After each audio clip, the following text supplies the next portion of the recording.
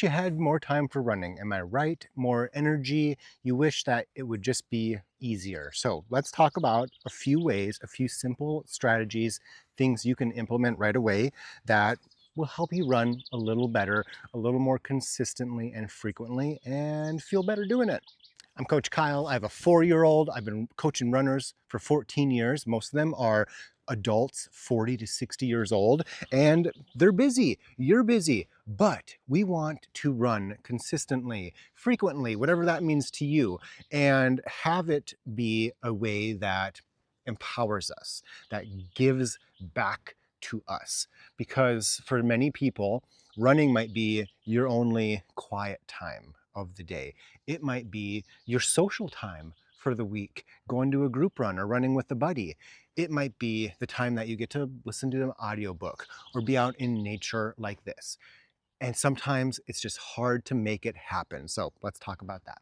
One idea that really has struck me from reading Atomic Habits by James Clear is he talks about priming your future environment, priming your environment for your future self, because it's really easy to lay your running gear out the night before and then you don't have to do it the next morning. Like, we're camping here. I slept in my running shorts.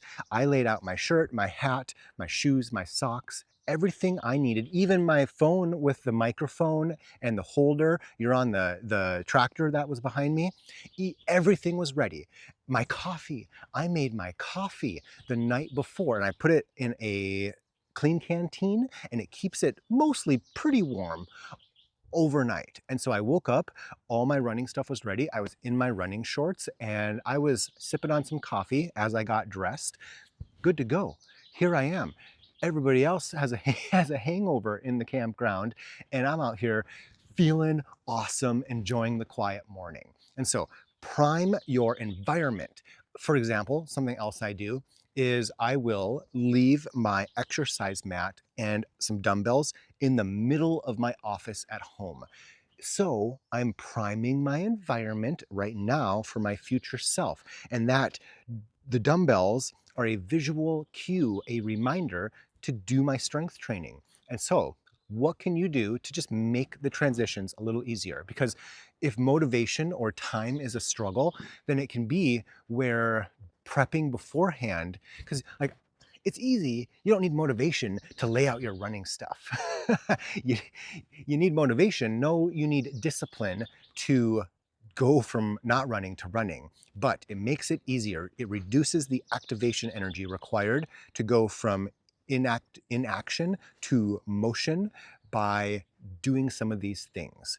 And so let's talk again about motivation, because a lot of people will say, I'm just not motivated. I need more motivation. You don't need more motivation. You are motivated. You need discipline. Discipline is having empathy with your future self.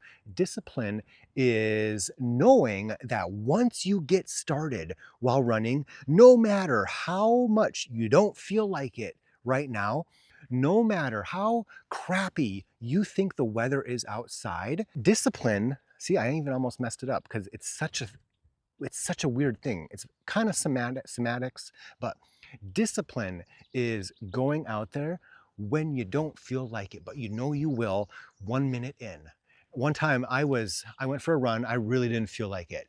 And I'm like, okay, I'm gonna see how long it takes for me to feel like I'm glad I went for this run. It was 19 seconds into the run. I'm like, oh, okay, I'm good to go. Sometimes when I'm just like, I'm in a crappy mood, which doesn't happen that often anymore, which is great.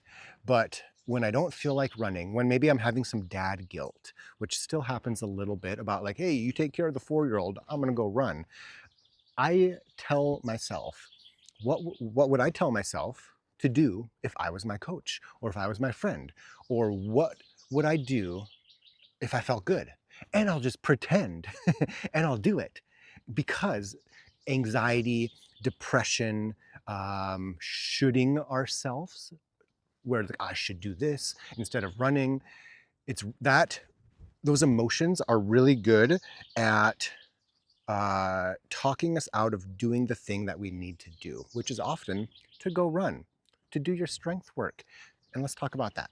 People often have this idea that strength training needs to be complicated, needs a bunch of equipment. You might, you're like, I don't want to go to the gym and have to lift with the bros. Neither do I. And if you want some routines, go to the first link in the description of this video, or it'll be the first pinned comment. Drop your email address in, and I'll shoot you over some simple strength routines. They require at most a stretchy band or two. Maybe you can use a couple dumbbells if you want. I do all my strength work with one stretchy band and 2 sets of dumbbells, and I got them all off like consignment, a used place. And so you can do your strength training in 10 to 20 minutes 3 to 4 times a week. It doesn't need to be complicated. Here's a secret. I had this Irish guy, or was he Scottish? I don't know. I get him confused, okay? I'll be honest. And he would not do his strength work. He just wouldn't do it. So I'm like, okay, I gotta get Frank doing something. And so what I started doing was I took his post-run strength routine and I modified it. I'm like, Frank, let's just do it during the run. 1 mile from home, half a mile from home. And then when you get home, you do 1 set of this routine. And I'll often do that and I'll be done. I won't have to do it then. Because let's face it, if I have to find the time and the energy to do strength training later on in the day, it's probably not going to happen. But if I do it before I go into the house, it's done. And so I'll often do it during the run. And it feels good to do that. And then it's a little more accomplished, and the weight is off your shoulders. All right, the bugs are getting bad, so we're gonna walk. Something else that I often remind people is, if you're short on time, if you're short on energy or whatever, just go out for 10 minutes or just go out for a mile. It's fine. What I'll often do is I'll tell myself when I don't feel like it, or I feel like I don't have enough time or whatever, I'll tell myself, okay, let's just go out for 5 or 10 minutes. Now, the cool thing is I pretty much always go out for more than that 5 or 10 minute planned run, but I'm giving myself an out and I never take it. But I will say, when Quincy was really young, sometimes I would just go jog a mile, and that was my run for the day. Did that benefit like the marathon I did when he was 2 years old, which was Boston? No. But did it benefit my day just going out and moving for 10 minutes? Hell yeah.